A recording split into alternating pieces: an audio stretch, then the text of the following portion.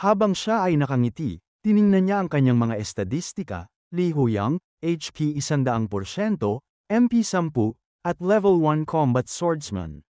Ang kanyang mga estadistika ay Stamina 14, Lakas 11, Kapaligiran 7, at Sensitibidad 8.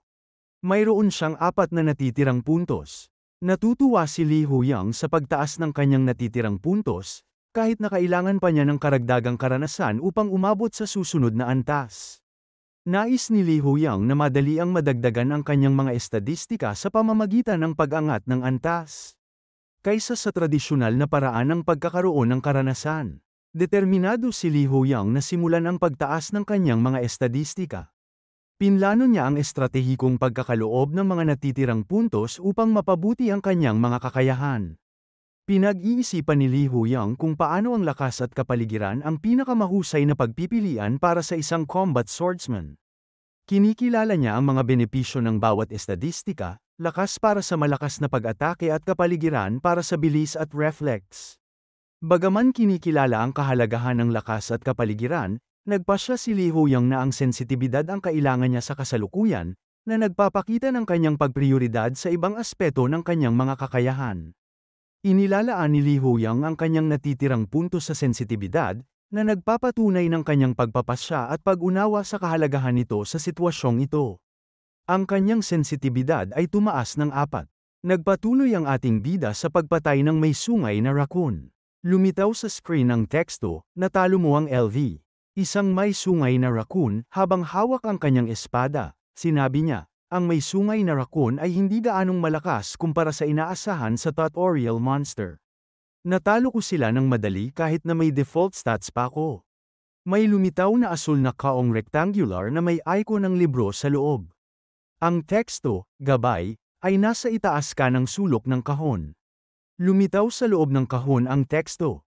Gamitin ang buong 60 minutong tutorial upang patayin ang maraming monsters. Makalipas ang ilang sandali, nakatayo na ang ating bida na may espada sa kamay, matapos talunin ang maraming may sungay na raccoon. Habang pinagmamasdan niya ang mga natalo niyang raccoon, naisip niya, ang problema ay kung ilang may sungay na raccoon ang makikita ko sa loob ng ibinigay na oras. Tiningnan ng ating bida ang palad ng kanyang kamay na may asul na liwanag. Nakangiti siya habang tinitingnan ang kanyang palad. Lumitaw sa screen ang teksto, Level 1 Li Huyang Sensitibidad, 20, at sinabi, nararamdaman ko na mayroong uri ng chi sa sensitibidad 20. Nagulat ang ating bida habang tinitingnan ang screen. Lumitaw ang teksto, natalo mo ang lahat ng monsters. Ang hidden quest ay ginagawa na. Biglang isang napakalaking halimaw ang tila lumitaw sa likod ng ating bida, nagliliyab ito na parang apoy, ang may hugis ng isang sorrow at isang buntot. Ang mga mata nito ay kumikislap sa nakakakilabot na liwanag, habang ang presensya nito ay nagdudulot ng matinding takot sa paligid. Ang bida, nakatalikod, ay matapang na nakaharap sa halimaw. Bagamat ramdam niya ang bigat ng sitwasyon, hindi siya umatras kahit na ang nilalang sa harapan niya ay tila imposibleng talunin. Biglang lumitaw ang isang mensahe, parang galing sa isang sistema o laro. Talunin ang One-Horned Raccoon Alpha. Dito ipinahihiwatig na ang bida ay nasa gitna ng isang hamon o misyon. Umatungal ang halimaw, naglalabas ng nakakakilabot na enerhiya. Ang lupa ay tila mabibiyak sa lakas ng puwersang dumadaloy mula dito. Ang hangin ay bumigat, at ang paligid ay nanginginig. Tumalon ang halimaw ng mataas sa ere, naghahanda ng isang matinding pag-atake. Ang bida, sa kabila ng kaba, ay mabilis na naghanda upang depensahan ang sarili. Bumagsak ang halimaw na may napakalakas na puwersa. Nagdulot ito ng malawakang pagsabog at pagyanig. Dahilan upang mabilis niyang iwasan ang pag-atake ng halimaw. Ngunit kahit nabigla siya sa pag-atake ng halimaw, nanatili siyang mahinahon, hawak ang kanyang sandata na parang simbolo ng kanyang determinasyon. Nagawa niya naman maiwasan ang pag-atake ng halimaw, kahit na ito ay ubod ng bilis. Kahit hingal na hingal ay mahigpit niya pa rin na hawak ang kanyang sandata. Napatingin siya sa halimaw at nanlaki ang kanyang mga mata sa pagkabigla. Sa kanyang isipan ay nagtatanong, isa na namang halimaw. Ang isang napakalaking nilalang na nag-aapoy na may hugis itong parang sorrow. Ngunit higit na nakakatakot sa karaniwan dahil sa napakalaki nito na kumpara sa iba. Ang mga mata nito ay nagliliwanag, nagdudulot ng takot sa sinumang makakakita. Ang presensya nito ay mabigat, parang humahamon sa lahat ng nasa paligid. Biglang lumitaw ang isang mensahe mula sa sistema ang Level 2, One-Horned Raccoon Alpha. Sa sandaling yun, napagtanto ng bida na ang kanyang kaharap ay isang napakalakas na boss level na halimaw. Humigpit ang hawak ng bida sa kanyang espada at pumosisyon. Ramdam niya ang kaba at tensyon, ngunit hindi niya ito inalintana. Mahina niyang sambit sa sarili, mas malakas ito kaysa sa lahat ng nilabanan ko, pero wala akong pagpipilian. Kundi labanan ito. Tumalon ang nag-aapoy na Sorrow sa ere. Nag-ipon ito ng napakalakas na enerhiya para sa isang nakakatakot na pag-atake. Ang mga buntot nitong naglalagablab ay nag-iiwan ng bakas ng lagim sa ere habang ito'y naghahanda. Hindi natinag ang bida, matalim ang kanyang tingin habang sinusubaybayan ang paparating na halimaw. Tagaktak ang pawis sa kanyang noo, ngunit makikita sa kanyang mga mata ang hindi matitinag na determinasyon. Mahina niyang bulong, mahihirap ito. Pero kaya ko. Sa huling sandali, humakbang pasulong ang bida. Nagliyab ang kanyang espada ng asul na enerhiya habang inihahanda niya ang kanyang sarili. Tumalon siya sa ere, puno ng tapang, at buong lakas na sinalubong ang mabangis na halimaw. Matapos niyang matalo ang boss, biglang lumabas ang isang abiso sa screen. Pumasok ka na sa unang yugto ng tutorial area. Kasunod nito, lumabas pa ang isa pang abiso, na kumpleto mo na ang ikatlong gantimpala ng quest. Nagpapatunay ito na ang bida ay patuloy na umuusad, matagumpay na natatapos ang maraming gawain at antas sa tutorial. Sa eksenang ito, makikita ang bida na nakatayo sa ibabaw ng nilalang na kanyang natalo. Ipinapakita niya ang pagiging kalmado at composado habang nagsasabi, "Kaya ko pala ito." Ang tono ng kanyang boses ay puno ng tiwala, nagpapakita ng kumpiyansa sa sarili. Isa na siyang level 7, kaya naman naging mas madali para sa kanya ang laban. Ngunit bago pa siya makapagpahinga, muling lumitaw ang isang bagong abiso, na kumpleto mo na ang tutorial. Opisyal na natapos ng bida ang unang yugto.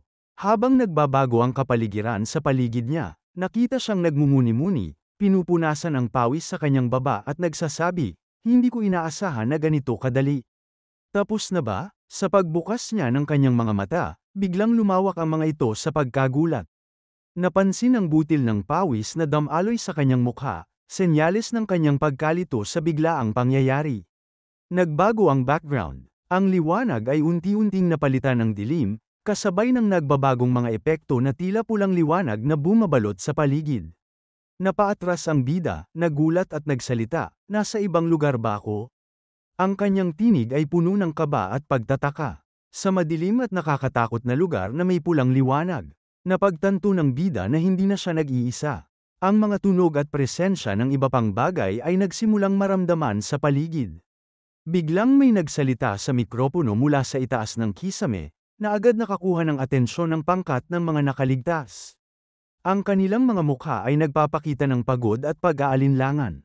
Ang tinig mula sa mikropono ay nagpapahiwatig ng pagiging mataas na pinuno, na tila nagmamasid sa bida at sa iba pa. Ang tinig mula sa mikropono ay, ang lahat ng nakaligtas mula sa tutorial ay narito, sa lobby ng tore. Tahimik na nakikinig ang bida, halatang naguguluhan. Sa isip ng ating bida, lobby. Ano yun? Lumingon-lingon siya, sinusuri ang paligid, habang nagmumuni-muni. Sa isip ng bida, hindi pala ako nag-iisa dito. May dahilan kung bakit kami dinala rito. Sa kabila ng takot at kalituhan, ipinapakita ng bida ang kanyang analytical na pag-iisip habang sinusubukang unawain ang sitwasyon. Nagbago ang eksena, makikita ang mga tao, nagtitipon sa lobby, mahigpit ngunit organisado ang kilos ng bawat isa. Nararamdaman ang kaba sa hangin. Sa isip ng bida, nangangamba ang lahat. Tinitingnan ng bida ang kanyang kamay, malalim ang iniisip. Sa isip ng bida, may saysay ang lahat. Hindi nagsisinungaling ang sistema. Sa kabila ng tensyon sa paligid, tila unti-unting nauunawaan ng bida ang kanilang sitwasyon. Ang determinasyon ay malinaw sa kanyang mga mata. Sa isip ng bida, dapat kong bigyang pansin ang nasa harapan ko. Isang malapitang kuha ng kanyang kamay, sumisimbolo ng kanyang pagtitiyaga at kahandaan sa anumang hamon na darating. Naisip ni Li Huiyang na kalmayin muna ang kanyang sarili. Makakatakas din ako dito, bulong niya sa sarili, pilit na inaalis ang kaba. Samantala, ang babaeng nakablond ay naguguluhan sa sitwasyon. Hindi niya mapigil ang magtanong sa sarili. Nasaan na ba ako ngayon? Bigla, isang boses ang sumagot sa kanyang tanong na ikinagulat niya. Misteryosong tinig, nasa Tower of the End ka. Napatingin siya sa direksyon ng boses, at laking gulat niya nang makita ang isang puting kuneho na may pulang mata, nakasuot ng tuxedo. Lumabas ito mula sa isang sinag ng liwanag sa kanyang likuran. Tumayo ang kuneho sa harapan niya at ng iba pang naroroon. Ang kakaibang nilalang ay ngumiti, nagbigay ng peace sign, at nagsalita sa maaliwalas na boses. Kuneho, ako ang cute na manager ng tower at lower floor guardian. Level 55. Tatlong lalaking nakatayo sa paligid ang tila napako sa kanilang kinatatayuan. Hindi makapaniwala ang mga ito sa kanilang nasaksihan. Nagkatinginan sila, ang kanilang mga mata ay nanlaki sa gulat habang nakatutok ang tingin sa isang kuneho. Ano ba to? Bigla na lang lumabas. Sigaw ng unang lalaki, nanginginig ang boses. Kid ba yan na naka-rabbit suit?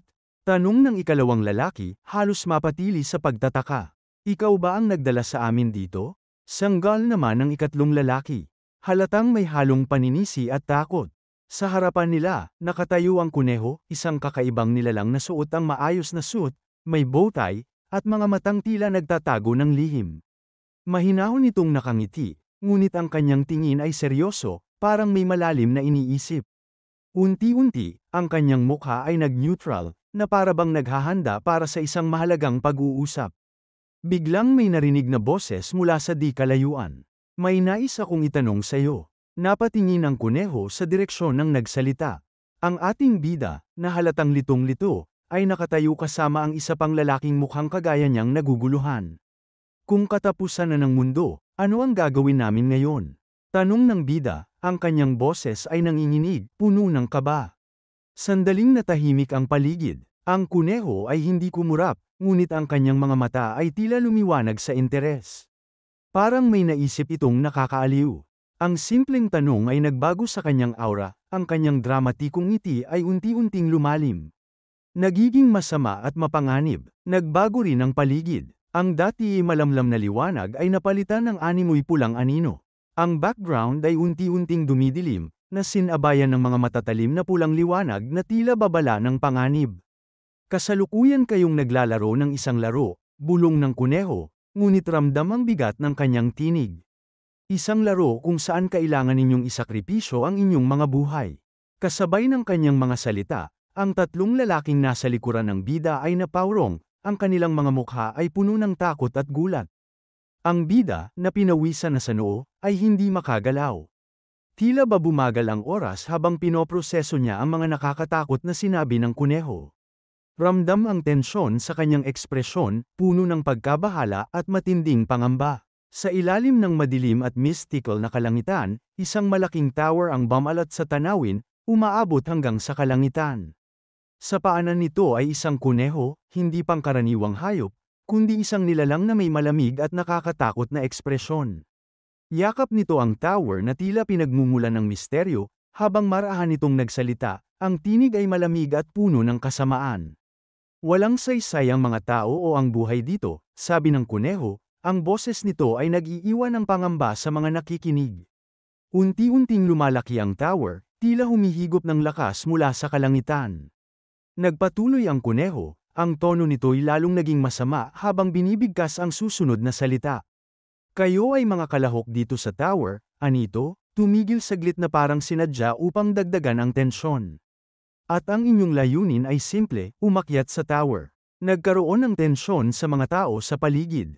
Ang ating bida, na puno ng pag-aalala ngunit nananatiling matatag, ay nagtanong, kung aakyat kami sa tower, makakalabas ba kami dito? Oh, mamatay ba kami? Ngumisi ang kuneho, ang mukha nito'y biglang nagliwanag sa isang malikot at nakakaalarma ng ngiti. Saglit itong tumigil bago sumagot, hindi ko rin alam. Ang sagot ng kuneho ay lalong nagdagdag ng kalituhan at pagkabahala sa grupo. Kitang-kita sa mga mukha nila ang takot at pagdududa. Ngunit hindi natinag ang ating bida at muli itong nagtanong, ang boses nito'y puno ng pangungulit at paghahanap ng kasagutan. Ano ang saysay ng pag-akyat sa tower? Sa tanong na yon, naglakad ang kuneho sa harapan ng grupo, may kumpiyansa sa bawat hakbang. Winagayway nito ang isang kamay na parabang ang lahat ng ito ay walang halaga. Huwag mag-isip, sabi nito ng malamig. Sundin lang ang mga patakaran, kung gusto ninyong mabuhay. Tahimik ang lahat. Ang grupo ng mga tao ay nakapagitan sa kanilang pag-aalinlangan at pangangailangan, habang ang kuneho'y naglakad palayo, nag-iiwan ng isang hindi maipaliwanag na presensya. Sa gitna ng kadiliman ng isang hindi pangkaraniwang lugar, huminto sa paglalakad ang rabbit sa harap ng bida. Ang anyo nito ay tila hindi pangkaraniwan, ang mga mata nito ay kumikinang ng nakakakilabot na pula, at ang tono ng boses nito ay malamig at puno ng panunuya. Marami nang namatay sa tutorial, sabi ng kuneho, ang bawat salita ay tila nagdadala ng bigat ng isang malagim na babala. Ang bida, nakatayo at hindi makapagsalita, ay nanatiling nakatitig sa nilalang.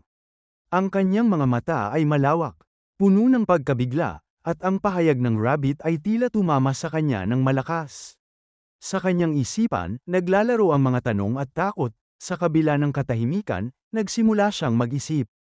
Alam kong ito ay tutorial lamang, wika niya sa kanyang sarili, ngunit ang katotohanan na marami nang namatay ay nangangahulugan. Biglang bumagsak ang kabuuan ng realidad sa kanyang kamalayan. Habang pinag-iisipan niya ang sitwasyon, ang malamlam na liwanag ng paligid ay tila mas naging madilim. Ang aura ng lugar ay nagbago, puno ng paninindak. Ang bigat ng kanyang natutuklasan ay bumagsak ng malakas sa kanyang isipan. Hintay, bulong niya sa sarili, na unti-unting nagiging sigaw sa loob ng kanyang isip. Hindi pwede. Sa kabila ng kanyang takot, ang rabbit ay tila lalong nasisiyahan sa epekto nito sa mga tao. Itinaas nito ang mga braso, ang bibig nito ay nagpakawala ng isang malupit na ngiti, at ang boses nito ay puno ng panunuya. Ngayon, anang rabbit, tumititig sa grupo ng mga kalahok. Kung sino man ang gustong subukan at patayin ako. Napaisip ng malalim ang bida habang kinakabahan at kinukwestiyon ang sitwasyon. Pumasok sa isip niya ang isang nakakakilabot na ideya, kailangan lang may mamatay para makauwi. Biglang sumagi sa isip niya ang plano, may espesyal na gantimpala para sa taong tutulong sa akin na patayin ang kunhong ito. Ngunit agad siyang natigilan, pawisan at nanghihilakbot. Napatanong siya sa sarili, isa ba itong bitag? Ang kuneho, na sa unang tingin ay mukhang cute ngunit tila nakakatakot, biglang nagtanong ng seryoso. Wala bang gustong sumubok? Sumunod nito ay isang babala, ngunit walang paraan upang manalo laban sa level 55. Ang ating bida, pilit na kinakalmang muli ang sarili, biglang natigilan ng lumitaw sa harapan niya ang isang interface na kumikislap, may nakasulat. System Zone Open, nagulat siya at napabulalas, ano ito? Sa interface, isang mensahe ang lumabas. Tulungan ang lower floor manager Kumkum na makauwi. Napaisip ang bida, ibig sabihin, okay lang salakayin ang kuneho? Ngunit habang pinagninilayan niya ito, mas lalo siyang nalilito. Tama ba ang gagawin niya? Tila naguguluhan siya sa bawat hakbang. Hindi kailanman naging mali ang sinabi ng gabay, naisip niya, pero bakit parang may mali ngayon? Sa kalituhan, pinipilit niyang timbangin kung sulit ba talagang gawin ang isang bagay na tila napakadelikado. Sa puntong ito, hindi niya alam kung ano ang tama o dapat niyang gawin. Habang nalilito at nag-iisip ang bida, isang lalaki ang matapang na lumapit mula sa kuneho at diretsyong nagsabi, ako ang gagawa nito. Nagulat ang lahat ng tao na naroon, kabilang na ang ating bida. Laminga ang kuneho at tinitigan ng lalaki, na bahagyang kumikibot ang mga tenga, tila kinikilala ang kanyang sinabi. Seryosong nagsalita ang lalaki, kung talagang gusto mo, sige. Pero dapat mong pag-isipang mabuti ito. Makikita sa mukha ng lalaki ang kayabangan, tila kumpiyansa siya na kaya niyang patumbahin ang kuneho. Agad nitong hinawakan ang kanyang espada, at habang hinuhugot ang sandata, sinabi, huwag kang tatakas, dahil papatayin kita ng mabilisan. Mabilis na umatake ang lalaki sa kuneho, dala ang matalim na espada. Buong lakas niyang inasinta at sinugod ito. Ang kuneho, sa kabila ng lahat, ay nanatiling kalmado at tila walang takot. Ang isang mata nito, malaki at matingkad na kulay kahel, ay nakamasid lamang sa paparating na atake. Ramdam ang tensyon habang tila tatama na ang espada. Ngunit ang kuneho ay tahimik na nakatingin sa lalaki, na nagdudulot ng nakakakilabot na pakiramdam. Ang mata nito ay kumikislap ng maliwanag at puno ng misteryo, parang nagpapakita ng kapangyarihan o lihim. Ang tingin nito ay tahimik ngunit nakakatakot na para bang may malalim na kasamaan.